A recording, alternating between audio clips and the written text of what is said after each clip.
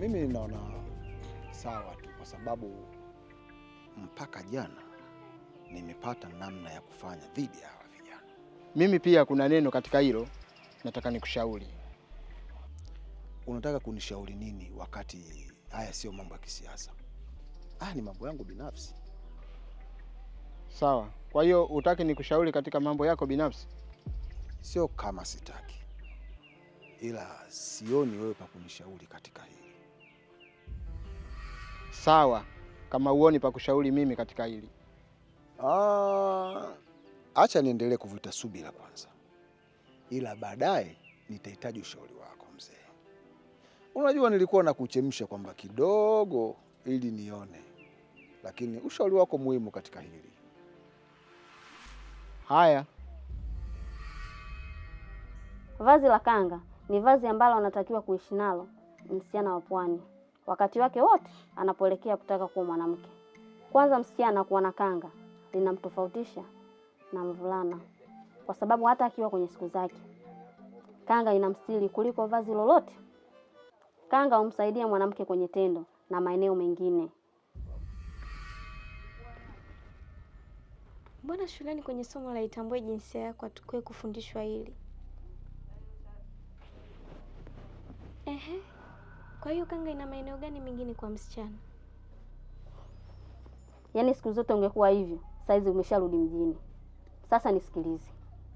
Shuleni hawakufundishi kwa sababu wanajua una kabila lako na utaishi kwenye kulinda utamaduni wako mwenyewe. Kanga unaweza kugeuza ngata au mbeleko. Lakini kanga ni vazi la stara ambalo unaweza ukavaa juu au chini. Ukijifungua kwanza unaagizwa kanga. Bado haitoshi, unaweza kuifanya hata shuka kipindi cha baridi. Ndio vazi unaweza kugeuza kibwebwe ili uonyeshe ufundi wa kiuno mbele ya wapiga ngoma. Ni vazi ambalo mwanaume lijali aliyeoa anaweza kuvaa anapoenda chooni na mkewe. Bado unahitaji kujua makubwa kuhusu kanga kwa mwanamke aliyofundwa? Nakuelewa kungwi wangu. Mwanamke pekee anayetembea bila kanga kwenye safari ni msungo. Ni mwanamke asiyopitia mikononi mwa wakubwa, au alikuwa anatumia muda wake mwingi kukaa baa, au aliyezaliwa na mama asiyefundwa. Unajua hata sisi zamani kwa utiifu wetu tulikuwa tunatumia kanga na kawa kuongea na wanaume zetu chumbani. Kubwa zaidi kuhusu kanga, hata ukifa jeneza lako litatambulishwa na kanga, sio dela, kijola wala hizo suruali zenu mnazoenda nazo kwenye mfumo dume kutaka 50 kwa 50.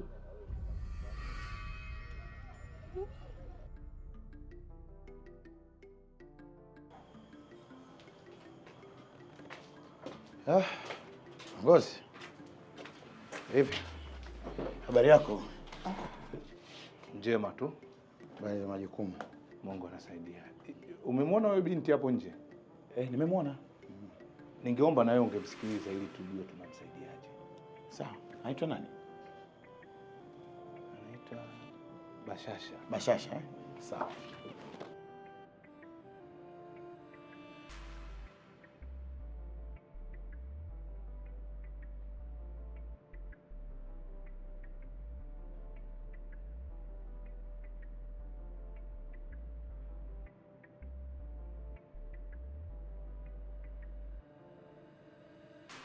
Kwa hiyo Mtamu ameshindwa kuvumilia kabisa hiyo miezi mitatu.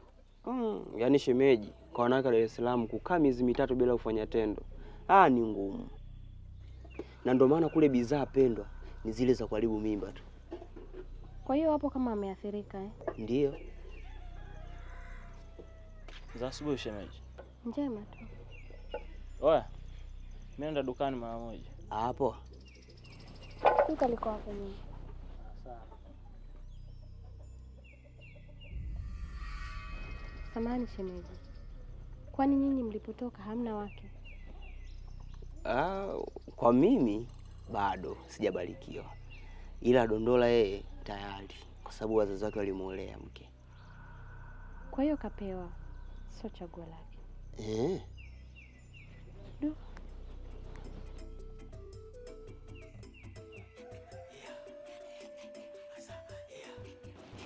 Samahani shemeji.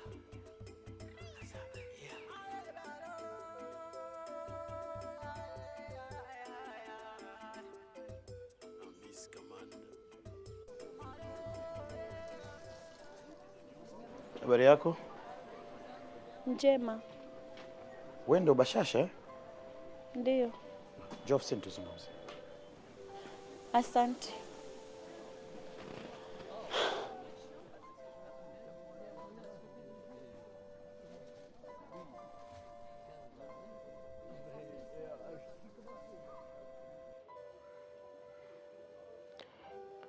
Halo Kibita. Samahani, nilikuwa naomba baadaye uje nyumbani kwangu na mazungumzo na wewe. Basi naomba muda kidogo kwa sababu nina wageni. Sawa. Basi jitahidi iwe kabla Madebe hajarudi. Kwani anarudi saa ngapi? Huwa atabiliki. Lakini ni baada ya ofisi kufungwa. Inakuwaga jioni. Ndiyo. Sawa, nitajitahidi. Sawa, asante.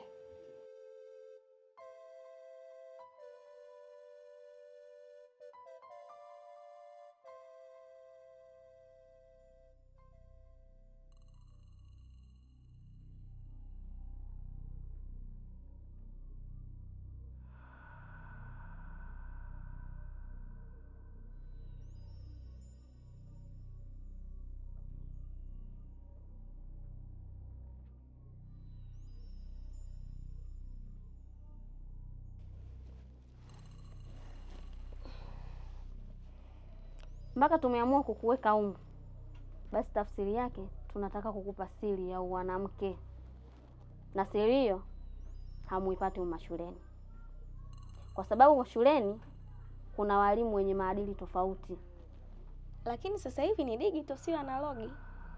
Kwa hiyo hayo unaoyasema hayo naweza kuyapata ni kigugo, kwa sababu mimi sikai vichakani kungwi. Kugugo ndo nini? Yaani kuyatafuta kwa njia ya mtandao. Ukiyatafuta kwa njia hiyo si utapata Kizungu wewe? Hata ya Kiswahili ukiyataka unayapata. Sasa naomba nisikilize ninayokuambia mimi. Hayo mengine ya kubugo sijui kubugo utayajua wewe.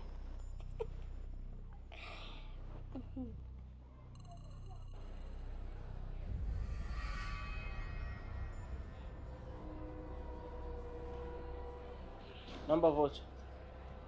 Ndio? Hotel.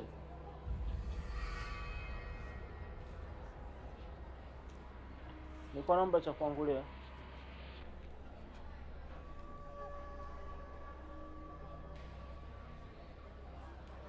We mgeni kwema? Poa, mambo vipi? Poa. Mshaua?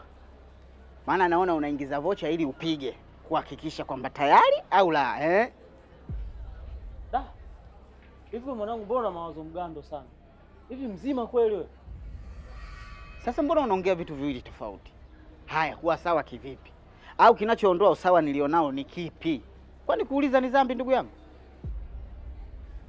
Mtu akikuheshimu jaribu na wewe kumheshimu. Alafu mimi sina ujamaa na wewe. Naomba usinifatefate. Sasa kwa leo mbaya hiyo ndugu yangu, kose kuua kweli wewe? Basi yaishe. Usije ukaliweka jina langu kwenye orodha yako bure.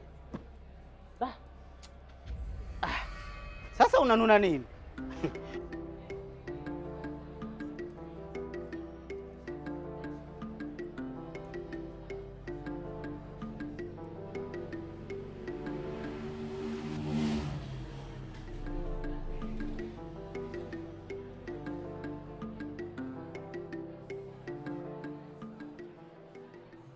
Sasa bwana Paroko, mimi kuna mahala na kwenda kumnasua mtu mara moja. Haya tutaendelea naye baadaye kidogo. Sawa, kumbuka nililokushauri, kwa sababu haya mambo ni muhimu kwa muktadha wa maslahi ya kijiji hiki. Mimi nimekuelewa sana, wala usiwe na hofu, na mimi ni mtu mwenye akili timamu, kwa hiyo haina haja kurudia mambo. Narudia ili niweze kuona utimamu wa akili yako. Hayo sasa matusi bwana Tembo. Na ndio maana mimi na wewe huaga hatuelewani mara kwa mara, sababu ya mambo kama haya. Mimi na wewe tunapatana kipindi cha uchaguzi, lakini ikifikia utendaji ndio hapo naanza ngoloanje.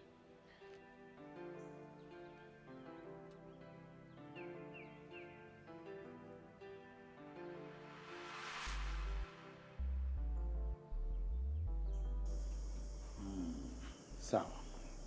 Sasa bibie, ngoja tuone baadaye nini cha kufanya ili tuweze kukusaidia.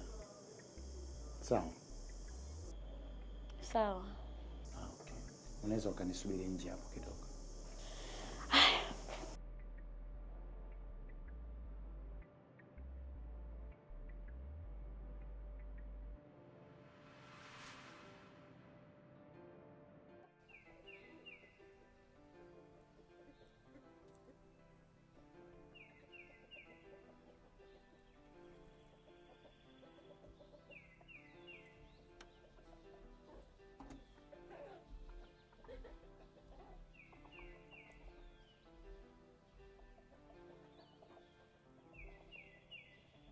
Mbona mwenzio hanywi? Huyu achana naye shemeji. Kuna mambo yanamsumbua. Eti shemeji. Hamna wakati tunaonyesha kabisa tofauti. Sema usaidie shauri yako. Hebu acha kumpa BP shemeji.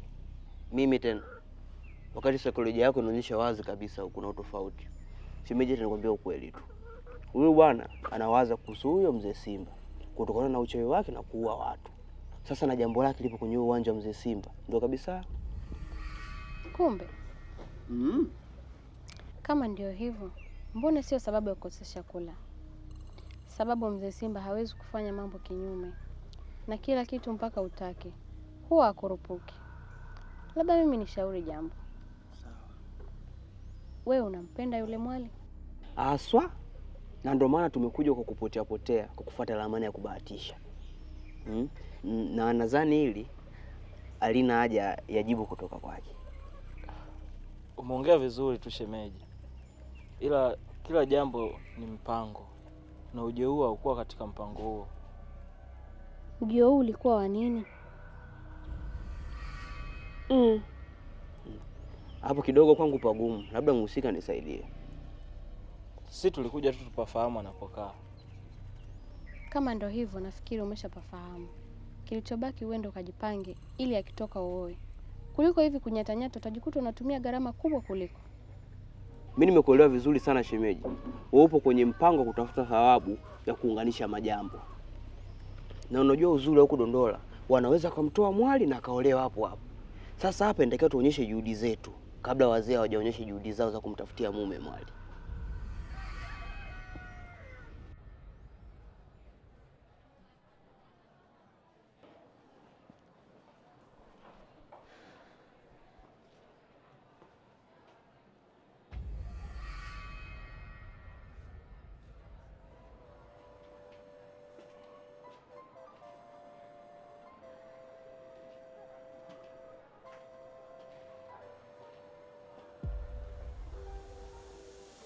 Vipi kiongozi? Mbona unamwangalia sana yule binti? Najaribu kuitafakari hii jinsia na matendo yake. Hapana.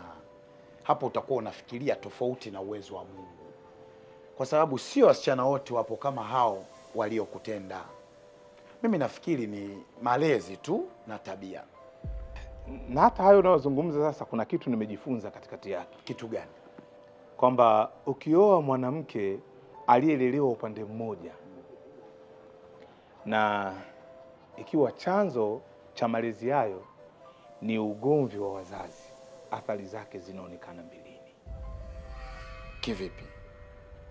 Kwa sababu kama mwanamke anakosa uwezo wa kumtii mwanaume, kwa sababu kwamba hakuna sehemu alipojifunza utii kwa mwanaume. Mara nyingi utii unaanza kwa baba. Sasa binti akikosa fursa ya kuwa na baba yake au kwenda mara kwa mara nyingi jambo hilo linakuja kujitokeza athari zake kwenye ndoa. Ni kweli, kwa sababu hata mwanaume aliolelewa upande mmoja wa kikeni mara nyingi tabia zake zinakuwa za kike. Cha kufanya hapo, wewe njoo mida ya saa 1 usiku, kwa sababu humu ndani nipo kama kwenye vipindi vile. Kuna mtu anakuja kutwa kasoro usiku tu. Sawa, ila usiku sipajui. Nitajaribu kuongea na jamaa nilete tena. Fanya hivyo mpenzi wangu. Mwanzo nishakwama hapa. Hilo nalimaliza, usijali. Tambua nimekuja kwa ajili yako mpenzi wangu. Asante.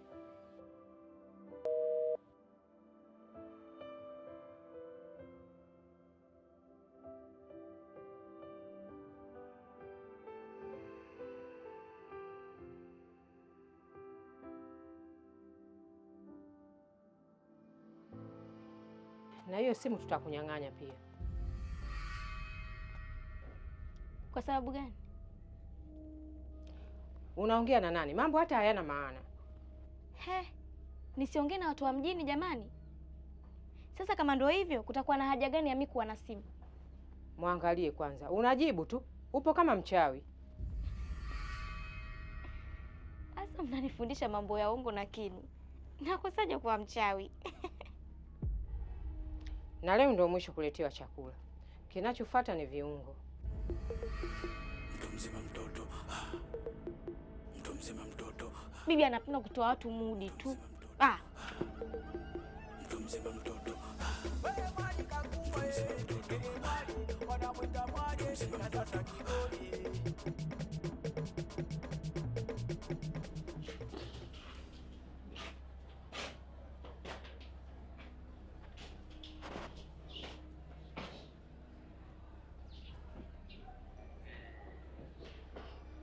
Kaka, unaitwa ndani? Anita?